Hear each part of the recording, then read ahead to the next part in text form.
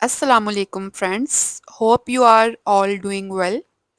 Friends, इस तरह के जुमलों का इस्तेमाल हम रोज़मर्रा बोलचाल में बकसरत करते हैं, जिनमें हम इस तरह से बात करते हैं, फ़िलहाल मैं तुम्हें इतना ही बता सकता हूँ, फ़िलहाल तुम वहाँ मत जाओ, फ़िलहाल तुम इस मामले को छुपा कर रखो, फ़िलहाल अब कुछ नहीं हो सकता। फ़िलहाल को इंग्लिश में क्या कहेंगे, इस तर्ज के जुमलों की ट्रांसलेशन किस तरह से की जाती है, आज की वीडियो में हम सीखेंगे। So let's get started. फ़िलहाल को इंग्लिश में कहते हैं फॉर द मोमेंट। अब हम एडवांस सेंटेंस स्ट्रक्चर देखते हैं कि कैसे फॉर द मोमेंट के इस्तेमाल से हम जुमले बना सकते हैं। पहला जुमला है हमारे पास, फ़िलहाल मैं ऐसा तसव्वुर भी नहीं कर सकती। For the moment I can't even imagine.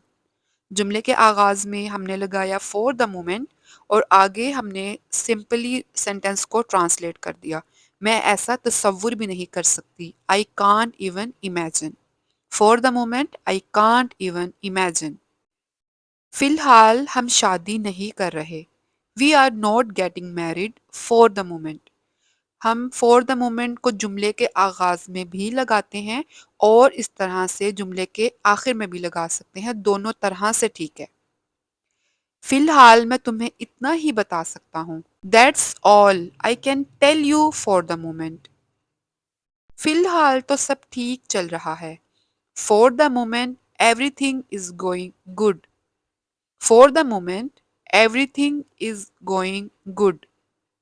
फिलहाल हम सिर्फ दोस्त हैं।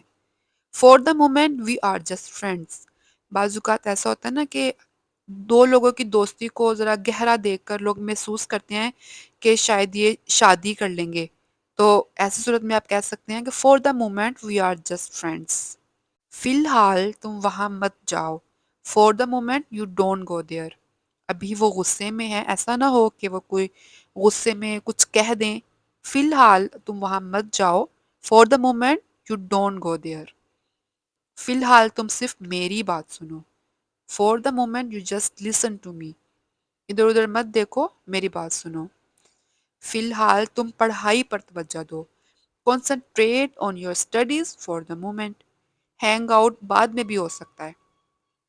Concentrate on your studies for the moment. फिलहाल तुम इस मामले को छुपाओ। For the moment keep this matter secret. के बात को भी इतना हवा ना दो, बात को इतना फैलाओ मत, फिलहाल छुपाओ। फिलहाल इस वक्त कुछ नहीं हो सकता। Nothing can happens for the moment. बाज़ात हम शॉपिंग करके आए और घर आकर पता चले कि जूते का साइज़ रॉन्ग आ गया है, या कोई कपड़ा जो है वो किसी और साइज़ में आप ले आए हैं घर पे, ठीक है। कोई चीज़ है जो आप गलत ले आए हैं, तो अब हस्बैंड को आप कहें कि इसे चेंज करना है, तो रात का टाइम है, ज़्यादा वक्त हो गया, तो अब वो यही कहेंगे ना, nothing can happens for the moment. अब सुबह का इंतज़ार करो, ठीक है। That's all for this video.